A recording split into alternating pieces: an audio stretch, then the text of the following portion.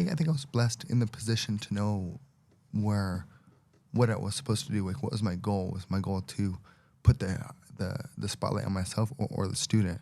And if the spotlight is on the student, well, then what's, again, their next piece of the puzzle to help them grow? So I think I'm pretty good at reading body movement and then tracking the progression and giving them the next piece of the puzzle for them to grow, and not so much for me to show myself through them. And I never wanted to be coach of the year. And it's interesting to hear you say that about Greg Jackson, right? And because I spoke with Coach Trevor Whitman as well, and he said the same thing.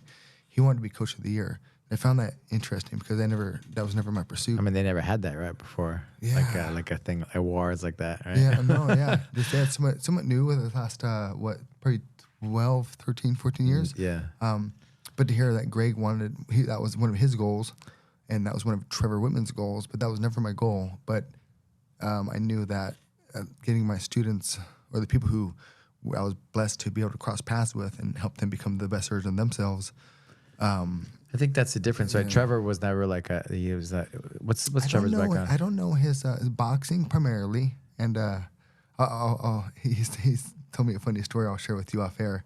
But he's awesome. But he's a great example of finding, because I'm sure you've noticed this as well. But when you're competing, sometimes you do things that you're not unaware of because you're in the flow state, right? Right. So it takes an outside set of perspective to analyze what's taking place during your flow state, and then remind you either at that time or later, or pull whatever you did real time back on the mats to hopefully water that, grow that, and then go back on the mat to execute it.